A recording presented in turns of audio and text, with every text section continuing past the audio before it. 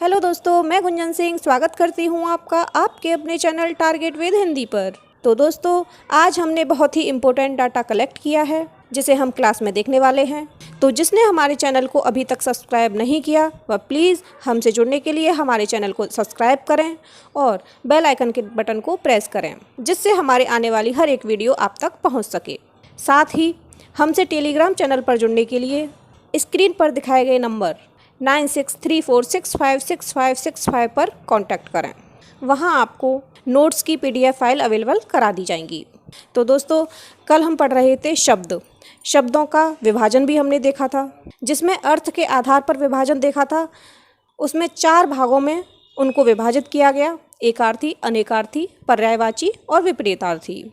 हम इनके बारे में कल देख चुके हैं, लेकिन फिर भी जो बहुत ही महत्वपूर्ण शब्द हैं, चाहे वो अनेकार्थी हो, चाहे पर्यायवाची, चाहे विपरीतार्थी, जो पिछली परीक्षाओं में पूछे जाते रहे हैं, उनको आज हमने यहाँ कलेक्ट किया है। तो सबसे पहले देखते हैं अनेकार्थी शब्द।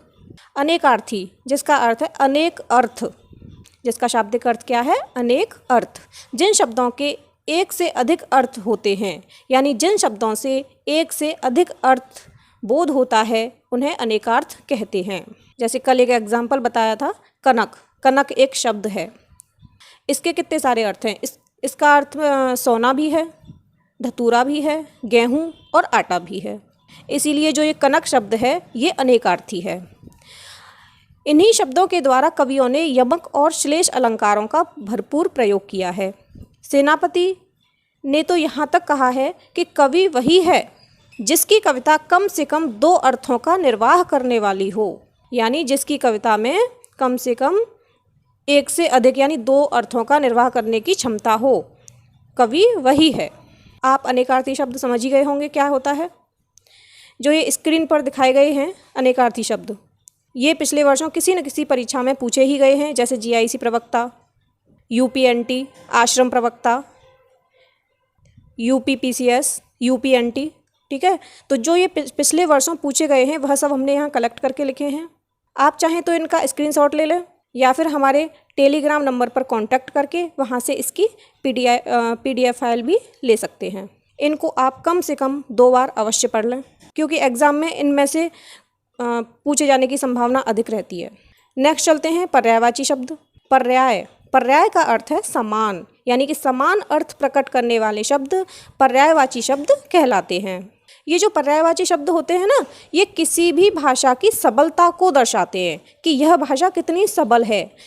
जिस भाषा में जितने अधिक पर्यायवाची शब्द होंगे वह भाषा उतनी ही सबल होती है, उतनी ही सशक्त होती है। अगर इस दृष्टि से देखा जाए तो जो हमारी संस्कृत भाषा है वह सर्वाधिक संपन्न भाषा है, क्योंकि इसमें बहुत अधिक पर्यायवाची शब्द पाए जाते हैं। कहा जाता है कि जो संस्कृत में राजा शब्द है, राजा शब्द के 1000 से भी अधिक पर्यायवाची हैं। जिस भाषा में समानार्थक शब्द यानी पर्यायवाची शब्द नहीं होंगे उसमें अभिव्यक्ति का सौंदर्य नहीं होगा, यानी कि कोई भी शब्द है वही बार बार रिपीट होगा, तो एक ही शब्द बार बार रिपीट होगा तो वहाँ पुनरुक्ति दोष आ जाएगा। तो ये जो पर्यायवाची शब्द हैं ये पुनरुक्ति दोष से भी मुक्त करते हैं। तो ये आप देख सकते हैं, ये विभिन्न परीक्षाओं में पूछे गए जो शब्द हैं पर्यायवाची, इनको हमने यहाँ कलेक्ट किया है। आप इनका प्रिंट आउट निकलवा सकते हैं।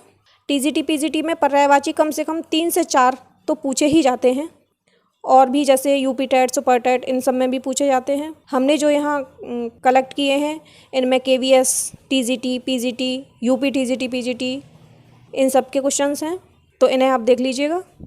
एक है पानी का पर्यायवाची शब्द, जिसे हम यहाँ डिस्कस करेंगे। पानी का पर्यायवाची शब्द एक होता है जल। ठीक है, ये अक्सर करके एग्जाम में पूछा जाता है क्योंकि ये कन्फ्यूजन वाला क्वेश्चन है। पानी, बादल, समुद्र और कमल, इनमें कन्फ्यूजन होता है। जैसे पानी का पर्यायवाची है जल, बादल का पर्यायवाची शब्द क्या होगा? तो जल में द ऐड कर देंगे तो क्या बन जाएगा? जलद। तो बादल का पर्यायवाची शब्द जलद। समुद्र का पर्यायवाची शब्द जलधे, जल में ध जोड़ देंगे। कमल का पर्यायवाची शब्द जलज, जल में ज जोड़ देंगे तो जलज। अब इन्हें याद कैसे करेंगे? पानी का तो पर्यायवाची सबको पता ही है, जल होता है। समुद्र का इस तरह से याद कर सकते हैं कि जल अधिक होता है। समुद्र में क्या होता है? जल अधिक होता है, तो जलधि।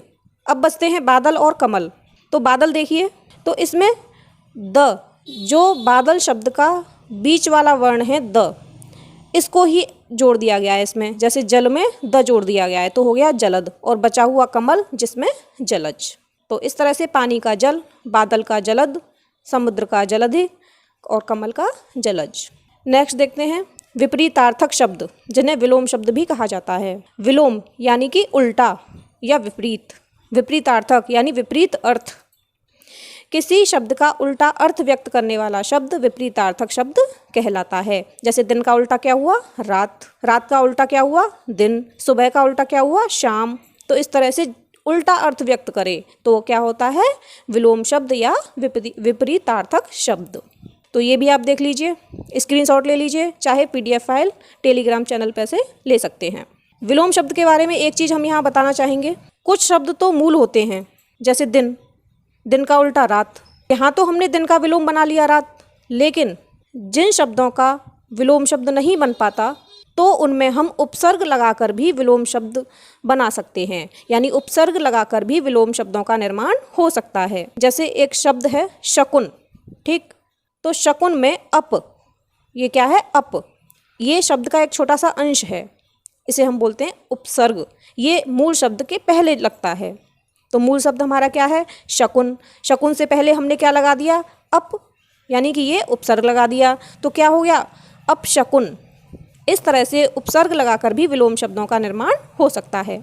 आने वाली क्लासेस में हम उपसर्ग और प्रत्यय भी पढ़ेंगे, वहाँ अच्छे से क्लियर करेंगे। विलोम शब्दों में एक और बात ध्यान रखने वाली ये होती है कि अगर शब्द तत्सम है तो उसका विलोम भी तत्सम ही होगा। अगर शब्द तद्भव है तो उसका विलोम तद्भव ही होगा। तत्सम तद्भव आप जानते ही हैं, पिछली क्लासेस में पढ़ाया था हमने। तत्सम यानी संस्कृत के शब्द, तद्भव यानी संस्कृत से उत्पन्न। जैसे ये हमारा शब्द है अगला, तो अगला का विलोम शब्द क्या होगा? पिछला। अगला एक तद्भव शब्द है, इसका विलोम शब्द पिछला, ये भी तद्भव शब्द है। लेकिन अगर आए अग्र, क्या आए? अग्र। अग्र एक तत्सम शब्द है, अगर हम इसका विलोम करेंगे तो इसका होगा पश्च, क्योंकि पश्च भी तत्सम शब्द है। अग्र का पश्च और अगला का पिछला। हम अगला का पश्च नहीं कर सकते, अग्र का पिछला नहीं कर सकते। क्यों नहीं कर सकते? क्योंकि तत्सम शब्दों का विलोम तत्सम ही होगा, तद्भव शब्दों का विलोम तद्भव ही होगा। देखिए, हमने यहाँ पर इम्पोर्टेंट शब्द हैं जो अनेकार्थी, पर्यायवाची, विलोम शब्द, वही यहाँ पे कलेक्ट किए हैं जो इम्पोर्टेंट हैं, जो पिछले वर्षों परीक्षाओं में पूछे गए हैं। इनके साथ साथ आप अलग से भी बुक में से पढ़ सकते हैं। डेली एक बुक में से कम 10 शब्दों को पढ़िए और अपना शब्दकोश बढ़ाइए। तो आज तो हमने देखे अर्थ के आधार पर जो ये शब्द हैं उनके बारे में देखा। कल हम देखेंगे प्रयोग के आधार पर जो विकारी और अविकारी शब्द हैं उन्हें देखेंगे। जैसे विकारी शब्द में संज्ञा, सर्वनाम, क्रिया, विशेषण। अब हम इन टॉपिक को क्लियर करेंगे। तो आज के लिए बस इतना ही। अगर क्लास पसंद आई हो तो प्लीज़ उसे लाइक करें और शेयर करें। धन्यवाद।